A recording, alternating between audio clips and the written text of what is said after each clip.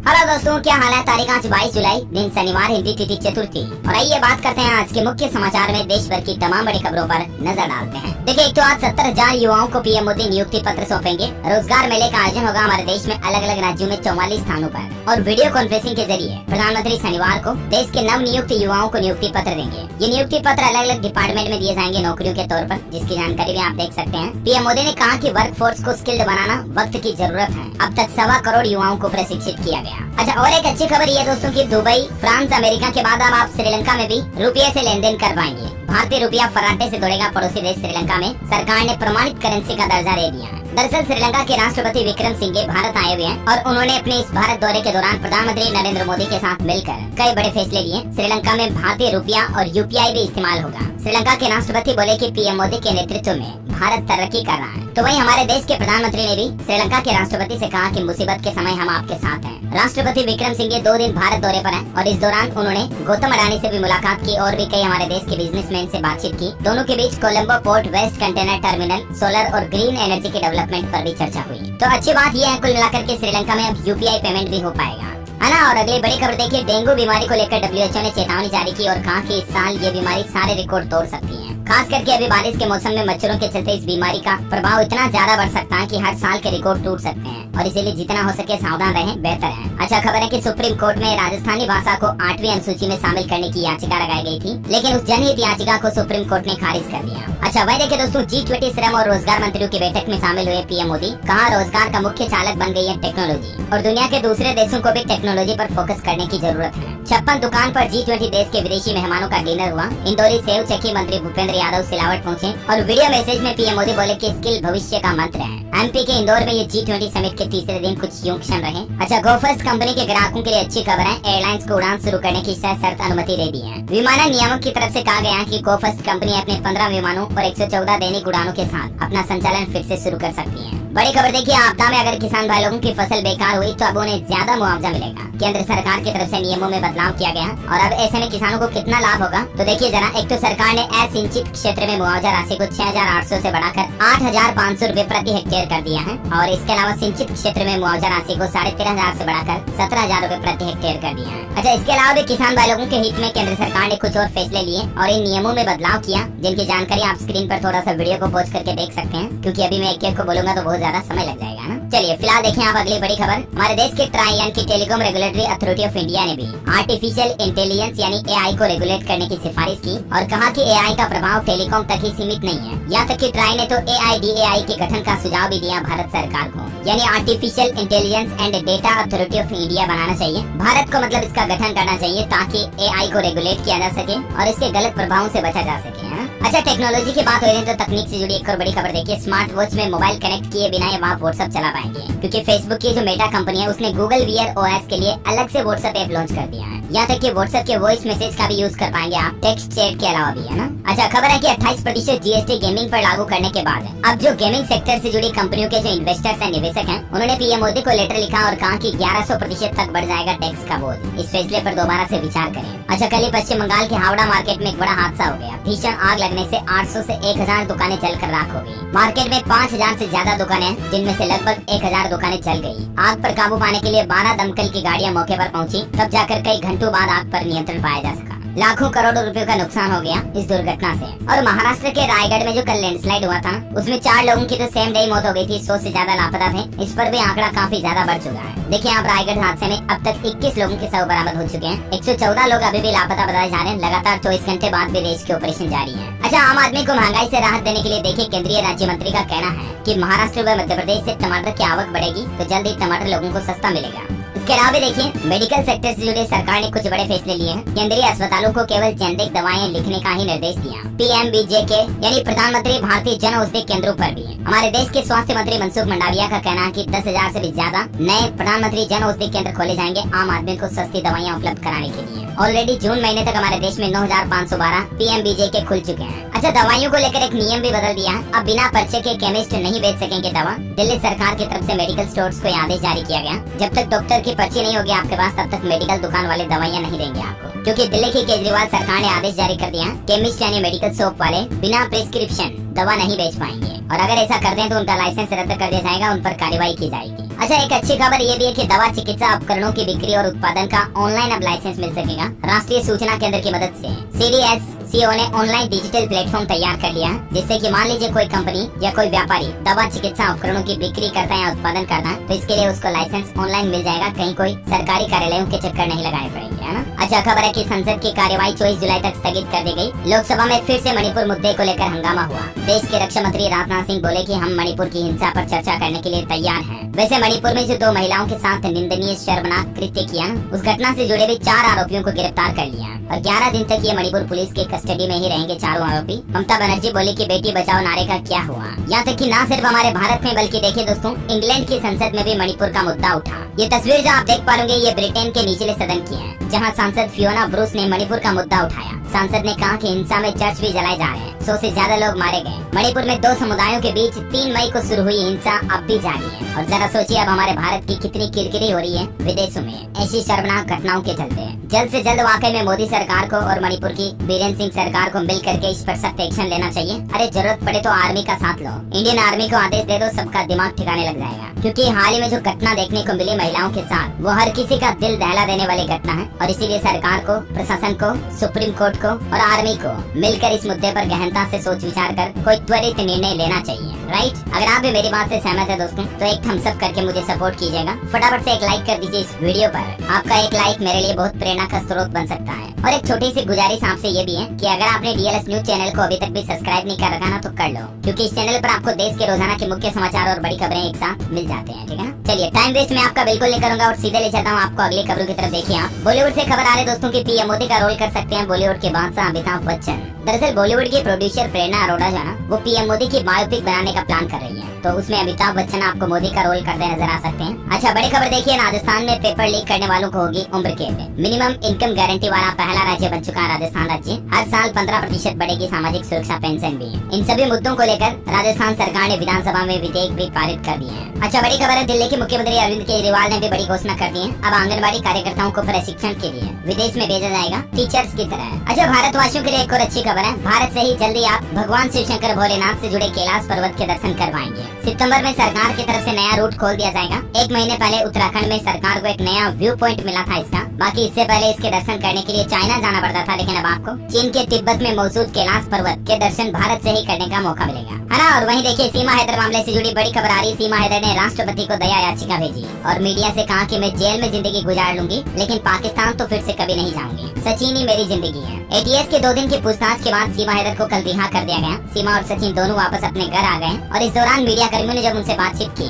तो सीमा ने फिर से उसी बात को दोहराया कि मैं जासूस नहीं हूँ, सचिन के प्यार के लिए भारत आई हूँ। अब सवाल ये कि क्या देश की राष्ट्रपति द्रौपदी मुर्मू, जो खुद एक महिला है, वो सीमा का साथ देगी? पाकिस्तानी महिला ने भारतीय नागरिकता मांगी है राष्ट्रपति को याचिका सौंपते हुए। बताया जा रहा है कि सीमा हैदर ने अपने वकील डॉक्टर AP सिंह के जरिए ये याचिका भेजी है। उन्होंने AP सिंह को अपना वकील भी नियुक्त कर लिया है। वहीं पाकिस्तान से नेपाल आने के दौरान सीमा हैदर की मदद करने वाले शख्स का नाम भी सामने आ गया। सीमा हैदर का कहना है कि वो एक पाकिस्तानी ट्रेवल एजेंट है, फाहद उसका नाम है। और बड़े दुख की बात है दोस्तों, सीमा हैदर का बदला लेने के लिए पाकिस्तान में 3 हिंदू बहनों को किडनैप कर मुसलमान बनाया गया, जबरन उनका निकाह भी कर दिया गया। हाल ही में आपको बताऊंगा, पाकिस्तान में सीमा हैदर के बहाने हिंदुओं के मंदिरों पर हमले किए गए और अब सिंध में डकैतों से मुकाबला करने के लिए हिंदू बचाओ दल बनाने का भी फैसला किया है। क्योंकि ये घटना भी पाकिस्तान के सिंध प्रांत की ही है, जहाँ एक हिंदू कारोबारी की 3 बेटियों को अगवा कर लिया गया कुछ मुस्लिम युवकों द्वारा और जबरन उनका धर्मांतरित करवाया गया, यानी उनका धर्म बदला और फिर किडनैप करने वाले दरिंदों ने ही उनसे जबरदस्ती शादी भी कर ली। और इस घटना के बाद सिंध समेत पूरे पाकिस्तान के अल्पसंख्यक और हिंदू समुदाय के लोग बाग जो वो खौफ में है। अच्छा, नेपाल में सीमा और सचिन ने जो शादी की उसकी कुछ तस्वीरें भी सामने आई है। फाइनली सीमा ने शादी का एल्बम दिखा दिया। नेपाल में सचिन संग 7 फेरे लिए थे और बच्चे इनकी गवाही के सबूत बने थे बारातियों के रूप में। ये कुछ तस्वीरें आप देख सकते हैं, दोनों एक दूसरे को वरमाला डालते हुए और यहाँ तक कि सचिन के पैर छू रही है सीमा। भारतीय संस्कृति के मुताबिक पाकिस्तान जाने के सवाल पर सीमा का फिर से यही कहना कि मैं नहीं जाऊंगी, मेरी अर्थी ही जाएगी, क्योंकि पाकिस्तान में कोई कानून नहीं है। सीमा हैदर का कहना कि अगर मैं वहाँ गई तो मुझे मार देंगे। तो वहीं दोस्तों, SDM ज्योति मौर्य मामले पर भी खबर आ रही कि ज्योति मौर्य की जेठानी सुब्रा मौर्य भी अपने पति से अलग हो गई है। उसने भी अपने पति और परिवार वालों पर यानी ससुराल वालों पर आरोप लगाया कि वो मेरे साथ मारपीट करते हैं, गाली गलौज करते हैं, टॉर्चर करते हैं। और इसलिए अब दोनों देवरानी जेठानियों ने अपने अपने पति को छोड़ दिया। एक तो ज्योति मौर्य जिसका पति आलोक मौर्य है और एक उसकी जेठानी सुप्रा मौर्य जिसका पति विनोद मौर्य है। दोनों ने ससुराल को छोड़ दिया और यहाँ तक कि उसकी जेठानी ने भी अपने पति पर रिपोर्ट दर्ज करा दी, FIR लगा दी। और ज्योति मौर्य से पूछा गया आलोक मौर्य के साथ क्या अब भी वो रहना चाहती हैं, क्योंकि आलोक मौर्य का कहना है कि मैं केवल अपने बच्चों के लिए समझौता करने को तैयार हूँ। तो इस समझौते वाली बात पर भी ज्योति मौर्य का कहना है कि सेल्फ रिस्पेक्ट सभी को प्यारी होती है। उन्होंने कहा कि भले ही आलोक मेरे साथ समझौता करने के लिए तैयार है, लेकिन हर कोई जानता है कि मेरे साथ क्या क्या हुआ है। तो ये मसला चल रहा है। और अगली खबर देखिए आप, दिमाग पर होने वाले प्रभाव जानने के लिए वैज्ञानिकों ने रिसर्च शुरू कर दी है। कोरोना का हम लोगों पर कितना असर पड़ा दुनिया अभी थोड़ा बहुत ही जान पाई है और इसीलिए साइंटिस्ट इस पर फिर से रिसर्च करेंगे, क्योंकि ब्रेन ताउम्र प्रभावित रह सकता है इस महामारी से। वैज्ञानिकों को इस बात का पता लगाना है। अच्छा, बिहार सरकार का एक नया नियम देखिए, अब जेलों में बंद कैदियों पर 24 घंटे नजर रहेगी, क्योंकि AI से लेस होगी जेलों की बैर के। रात में मूवमेंट पर भी सायरन बजेगा। राज्य के 59 जेलों में AI लेस कैमरे लगाए जाएंगे। बिहार की नीतीश सरकार ने यह फैसला लिया है। और मध्य प्रदेश में देखिए ड्राइविंग लाइसेंस से जुड़ा एक नियम बदल दिया है। अब लर्निंग या परमानेंट लाइसेंस बनवाने के लिए eKYC अनिवार्य होगी। 15 अगस्त से ही पूरे मध्य प्रदेश राज्य में ये नया नियम लागू हो जाएगा। अच्छा, वहीं मध्य प्रदेश में कर्मचारियों को महीने के पहले ही दिन वेतन मिलेगा। 15 लाख कर्मियों को फायदा होगा। मतलब सरकारी कर्मचारियों को तनख्वाह अब महीने के लास्ट तारीख पर नहीं मिलेगी, बल्कि शुरुआत में ही मिल जाएगी, पहली तारीख को ही। अच्छा, इसके अलावा MP में CM राज्य स्कूलों में भी अतिथि शिक्षक यानी कि गेस्ट टीचर रखे जाएंगे। सरकार का कहना है कि 50,000 से ज्यादा पद खाली हैं, जिनमें संविदा पर भी टीचर भर्ती किए जाएंगे। वहीं मध्य प्रदेश के मुख्यमंत्री शिवराज सिंह चौहान ने नरसिंहपुर में रोड शो किया और उसके बाद संबोधन देते हुए कहा, गाडरवारा में 300 बस्तर का हॉस्पिटल बनेगा। 4,825 करोड़ के विकास कार्यों का लोकार्पण और भूमि पूजन भी किया। यहाँ तक कि मध्य प्रदेश की माताओं बहनों महिलाओं के लिए भी CM शिवराज ने घोषणा करते हुए कर एक ट्वीट किया। देखिए, मेरी लाडली बहनों, अभी पैसों की व्यवस्था में लगाऊं, जैसे तैसे व्यवस्था हो जाएगी। 1,000 से बढ़ाकर 1250 कर दूंगा। MP में जो मुख्यमंत्री लाडली बहना योजना चलती है ना, तो उसी की धनराशि को बढ़ाने की बात कर रहे हैं इस ट्वीट में। फिर 1500 कर दूंगा, फिर 1700, इस तरह से 3000 कर दूंगा। ये कहना है MP के CM का। अच्छा, वहीं देखिए बड़ी खबर दोस्तों, राहुल गांधी के केस की सुनवाई करते हुए सुप्रीम कोर्ट के जज बोले कि मेरे पिता और भाई भी कांग्रेस में हैं, क्या मैं केस से हट जाऊं? राहुल गांधी की अपील पर सुप्रीम कोर्ट के जज ने यह जवाब दिया। मोदी सरनेम केस मामले में अब राहुल गांधी के केस की अगली सुनवाई 4 अगस्त को होगी। राहुल की याचिका पर सुप्रीम कोर्ट ने पुण्येश मोदी और गुजरात सरकार को नोटिस भी भेजा है। अच्छा, हरियाणा में देखिए लिंगानुपात का आंकड़ा आ रहा है। जन्म के समय लिंगानुपात में 11 अंक की गिरावट आई और 2016 के बाद अभी सबसे नीचे चल रहा है लिंगानुपात। दिल्ली में क्राइम का आंकड़ा आ रहा है कि रोजाना 6 दुष्कर्म के मामले आ रहे हैं। महिलाओं से जुड़े अलग अलग क्राइम डेली 27 केस आते हैं। छेड़छाड़ और उत्पीड़न के 3,920 मामले दर्ज हुए इसी साल। यही वजह है कि दिल्ली में कई लोग मणिपुर घटना के बाद विरोध भी किए। ये तस्वीरें आप देख सकते हैं। अच्छा, चलिए अब अपन आज के मौसम समाचार पर नजर डाल लेते हैं। देखिए, देश के 22 राज्यों और 235 जिलों में अभी भी बाढ़ जैसे हालात हैं। इस साल मौसम विभाग ने आंकड़ा जारी किया, 19 जुलाई तक भारी बारिश में 747 से ज्यादा लोगों की मौतें हो चुकी हैं। महाराष्ट्र में तो लैंडस्लाइड से गांव पूरी तरह तबाह हो गया। 16 लोगों की जान चली गई, मैंने आपको बताया था ना, महाराष्ट्र के रायगढ़ में। अच्छा, हरियाणा के 6 जिलों में भारी बारिश का अलर्ट है। फतेहाबाद में हाईवे की 1 लेन बनी दरिया, सिरसा में नेशनल हाईवे पर दरार भी आ गई। हिमाचल प्रदेश में आज भी भारी बारिश का ऑरेंज अलर्ट है। कुल्लू में 4 जगहों पर बादल फटे। भारतीय नौसेना के 3 अफसर भी पानी में बह गए। छत्तीसगढ़ के भी 4 जिलों में भारी बारिश का अलर्ट है। रायपुर में पड़ेगी बौछारें, सुकमा, बीजापुर, नारायणपुर और कांकेर में जमकर बरसेंगे बादल। झारखंड में 25 जुलाई तक कई इलाकों में भारी बारिश की चेतावनी है। और बाकी स्काईमेट वेदर की रिपोर्ट के मुताबिक अगले 24 घंटों के दौरान किन किन राज्यों में भारी बारिश हो सकती है, इसकी लिस्ट भी आप स्क्रीन पर देख सकते हैं डिटेल। अच्छा, इसके अलावा देखिए दोस्तों, नासा के वैज्ञानिकों ने भी चेतावनी जारी की और कहा कि 100 सालों का सबसे गर्म महीना हो सकता है ये जुलाई का महीना। नासा के एक्सपर्ट बोले कि दुनिया में गर्मी के रिकॉर्ड टूट रहे हैं और अगले साल 2024 में हालात और बिगड़ सकते हैं। चलिए सराफा बाजार पर नजर डालें तो सोना 350 रुपए लूट का और चांदी में 750 की गिरावट दर्ज हुई। और अभी सोने का रेट दिल्ली सराफा बाजार में 60,450 रुपए प्रति 10 ग्राम चल रहा है, जबकि चांदी 77,200 रुपए प्रति किलो पर चल रही है ना। और चलिए कुछ एजुकेशनल खबरें देखते हैं। देखिए, CBSE ने बड़ा फैसला लिया है, सभी भारतीय भाषाओं में पढ़ाई कराएगा अब CBSE बोर्ड। इस संबंध में सर्कुलर भी जारी कर दिया है। अब सिर्फ CBSE की पढ़ाई मतलब अंग्रेजी में नहीं होगी। और CBSE के इस फैसले पर केंद्रीय शिक्षा मंत्री धर्मेंद्र प्रधान ने भी बधाई दी। अच्छा, साथ ही खबर है दोस्तों, UPPSC 2023 मेन एग्जाम की तारीखें बदली, 26 सितंबर से होंगे एग्जाम। छत्तीसगढ़ में मेडिकल सीटों पर एडमिशन के लिए 25 जुलाई से शुरू होगी काउंसलिंग। DME करेगा प्रवेश प्रक्रिया। अच्छा, यूपी में योगी सरकार ने हाल ही में एक फैसला ये भी लिया कि युवाओं को स्टार्टअप की ट्रेनिंग दी जाएगी। इसके लिए 160 प्राइवेट संस्थाओं को चयनित किया गया है और सितंबर से ही ये प्रोग्राम शुरू होगा, जिसमें युवाओं को स्टार्टअप बिजनेस करने के गुर सिखाए जाएंगे। और वही खबर देखिए, पंजाब में 23 जुलाई के बाद निजी चैनल प्रसारित करेगा गुरबाणी। जत्थेदार के आदेश पर SGPC लिखेगी लेटर। चॉइस से YouTube पर भी लाइव स्ट्रीमिंग शुरू हो जाएगी। अच्छा खबर है दोस्तों, राजस्थान की पूर्व मुख्यमंत्री वसुंधरा राजे 2 दिन उदयपुर की यात्रा पर आएगी और यहाँ पर एक प्रतिमा का अनावरण भी करेगी। वैसे राजस्थान में गरीबी पर आंकड़ा आ रहा है कि कोटा जिला राजस्थान में सबसे कम और प्रतापगढ़ सबसे ज्यादा गरीब जिला है। यहाँ तो 60% महिलाएं चूल्हे पर खाना बनाती हैं, घर में मोबाइल टीवी तक नहीं है लोगों के। और राजस्थान हाईकोर्ट ने भी सरकारी कर्मचारियों के हित में एक बड़ा फैसला सुनाया। 30 जून या इससे पहले रिटायर होने वाले कर्मचारियों को वेतन वृद्धि मिलेगी, जिससे कि उनको पेंशन और ग्रेच्युटी में भी फायदा होगा। ये मतलब राजस्थान हाईकोर्ट की तरफ से प्रदेश के लाखों कर्मचारियों के हित में फैसला सुनाया। अच्छा वही खबर है दोस्तों, हरियाणा में ग्रुप सी में ट्रांसफर और डेपुटेशन को लेकर बदलाव हुए हैं। न्यूनतम शैक्षणिक योग्यता 12वीं कर दी गई। ITI, पॉलिटेक्निक और डिप्लोमा होल्डर्स को भी छूट मिलेगी। और हरियाणा में जारी रहेगी क्लर्कों की हड़ताल। दूसरे दौर की बातचीत वार्तालाप भी बेनतीजा रही। सरकार ने 33,400 रूपए ग्रेड पे करने की बाबुओं की मांग को नहीं माना और इसलिए वो हड़ताल जारी रखेंगे। अच्छा हरियाणा में CET डेटा वेरिफिकेशन का काम भी पूरा हो चुका है। जल्दी जारी होगा PMT एग्जाम का शेड्यूल। सबसे ज्यादा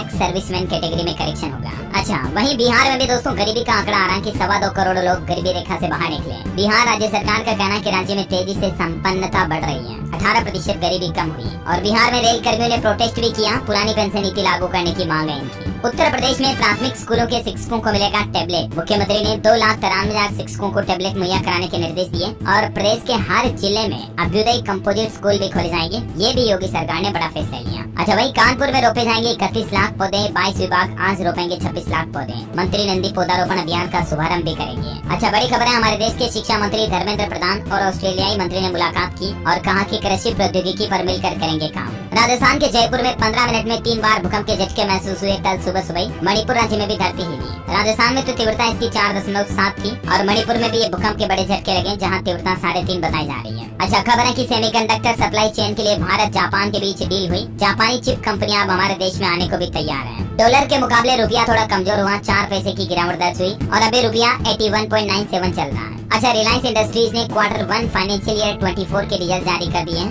RIL का नेट प्रॉफिट 16,011 करोड़ रहा और शेयर होल्डर्स को 9 रुपए प्रति शेयर डिविडेंड भी दिया जाएगा। जियो का प्रॉफिट भी 12% तक बढ़ा, क्योंकि हमारे रिचार्ज ही कितने महंगे कर दिए, इसलिए तो कंपनी का प्रॉफिट बढ़ रहा है। अच्छा निवेशकों के लिए खबर है, यथार्थ हॉस्पिटल अपना IPO लेकर आ रहा। खबर है कि 26 जुलाई को ये IPO खुलेगा, 3 दिन तक चलेगा। अच्छा उत्तर प्रदेश में ज्ञानव्यापी मस्जिद का ASI सर्वे होगा। वजू स्थल छोड़कर बाकी कैंपस की जांच के आदेश जारी कर दिए हैं कोर्ट ने। वाराणसी कोर्ट में मुस्लिम पक्ष की याचिका भी खारिज हुई। यानी ज्ञानव्यापी मस्जिद में ASI सर्वे से हटेगी इतिहास के पन्नों पर पड़ी धूल। अहिल्याबाई होलकर ने क्या किया। अच्छा वहीं खेल समाचार पर खबर है, वेस्ट इंडीज के खिलाफ भारत पहली पारी में 438 पर ऑल आउट हो गया। विराट कोहली ने 55 महीने बाद विदेश में अपना टेस्ट शतक जमाया। रोच और वारिगन को 3-3 विकेट भी मिले। अच्छा एक सबसे अच्छी खबर तो ये है ऋषभ पंत के चाहने वालों के लिए, देखिए आप, उन्होंने फिर से क्रिकेट खेलना शुरू कर दिया। उनके एक्सीडेंट के बाद काफी समय से वो क्रिकेट से दूर थे, तो फाइनली वो क्रिकेट खेलेंगे। 5 खिलाड़ी टीम में लौटेंगे। BCCI की तरफ से बयान भी जारी किया गया। अच्छा ऑटो इंडस्ट्री से खबर है, किया सेल्टोस फेसलिफ्ट के प्राइस अनाउंस हो चुके हैं। शुरुआती कीमत 10,90,000 से शुरू। वहीं हरियाणा राज्य में कुंवारों की पेंशन का सरकार ने नोटिफिकेशन जारी कर दिया है। तलाकशुदा और लिव इन में रहने वालों को इसका लाभ नहीं मिलेगा। शादी के बाद भी पेंशन ली तो ब्याज समेत वसूली जाएगी। वही खबर है दोस्तों की काश ये भविष्यवाणी झूठी निकल जाए। अगर सच हुई तो पूरी दुनिया को ले डूबेगा अमेरिका। 15 साल पहले भी ऐसा ही हुआ था। दरअसल हाल ही में बिजनेस का सर्वे करने वाली एक कंपनी ने भविष्यवाणी मतलब आंकड़े जारी किए कि आने वाले 2024 में अमेरिका में भारी मंदी आने की संभावना है। और अमेरिका में मंदी आने का मतलब ये दोस्तों की दुनिया के ज्यादातर देशों में चारों तरफ गरीबी आ जाएगी, त्राही त्राही छा जाएगी। और इसीलिए ये भविष्यवाणी झूठी निकल जाए तो बेहतर है। अच्छा विज्ञान का नया करिश्मा देखिए, हवा की नमी से जल्दी बनेगी बिजली। वैज्ञानिकों ने अक्षय ऊर्जा की दिशा में एक और बड़ा कदम उठाया है। सावधान हो जाइए, दिल्ली में अब डायरिया, पेचिस, दस्त और हैजा जैसी बीमारियों का कहर बढ़ गया। दिल्ली की केजरीवाल सरकार की तरफ से एडवाइजरी भी जारी की है। अभी मौसम के हालातों को देखते हुए लोगों को सावधान और सतर्क रहने का निर्देश दिया है और घर में पका ताजा भोजन करने की ही सलाह दी गई है। अच्छा वही खबर है, आतंकी गुरपतवंत पन्नू ने फिर दी धमकी। बोला 15 अगस्त को भारतीय दूतावासों पर खालिस्तानी झंडा फहराया जाएगा। बड़ी खबर देखिए, अब यूजर्स को मिलेगा पर्सनल रिस्पॉन्स। ChatGPT ने पेश किया नया अपडेट। बेहतर कंट्रोल मिलेगा OpenAI के इस टूल का। अच्छा अब हरियाणा सरकार देगी एग्रो मॉल खरीदने और इंडोर स्टेडियम के लिए 124 करोड़ रुपए। जम्मू कश्मीर के भी आंकड़े आ रहे हैं कि प्रदेश में 7.76% लोग गरीबी रेखा से बाहर आए। ग्रामीण क्षेत्रों में 6.10 लोग ही अब गरीब हैं। वैसे जम्मू कश्मीर में अब 24 घंटे मिलेगा बिजली कर्मी। ठेका देगा विभाग। हर तरह की मरम्मत भी करेगी कंपनी, मतलब प्राइवेटाइजेशन के जैसे काम किया जाएगा। अच्छा अगले साल तक जम्मू कश्मीर गरीबी मुक्त हो जाएगा। PM आवास योजना के तहत घर का सपना सपना भी पूरा होगा जम्मू वासियों का। और अंत में आज के राशिफल पर नजर डालें तो देखिए, सिंह राशि वालों की इनकम बेहतर होगी, मकर राशि वालों को सितारों का साथ मिलेगा, कर्क राशि के लोग किसी के दबाव में कोई निर्णय न लें, और कन्या राशि के लोगों को भी आज के दिन धन लाभ मिल सकता है। इसके अलावा सूर्य कर्क राशि में प्रवेश करने जा रहे हैं, जिसके चलते 17 अगस्त तक मेष, वृष और वृश्चिक राशि वाले लोगों की तरक्की का समय है। सिंह और मीन राशि वाले लोगों के लिए सलाह के थोड़ा संभल कर रहे हैं, है ना। और वैसे दोस्तों, आपके नाम का पहला अक्षर क्या है, या आप कौन से नाम का राशिफल जानना चाहते हैं तो कमेंट करके बताइए। मैं मंथ वाइज हॉरोस्कोप आपके नाम के अकॉर्डिंग डीएलएस न्यूज के ऊपर डाल दूंगा। तो आज का डीएलएस माइंड क्विज क्वेश्चन भी यही है, आपका नाम का पहला अक्षर कमेंट में लिखिए। इस वीडियो को लाइक और शेयर करना, डीएलएस न्यूज चैनल को सब्सक्राइब करके बेल आइकन जरूर दबा देना, ताकि आप ऐसी ही काम की खबरों से हमेशा अपडेट रह पाएंगे। जय हिंद, जय भारत।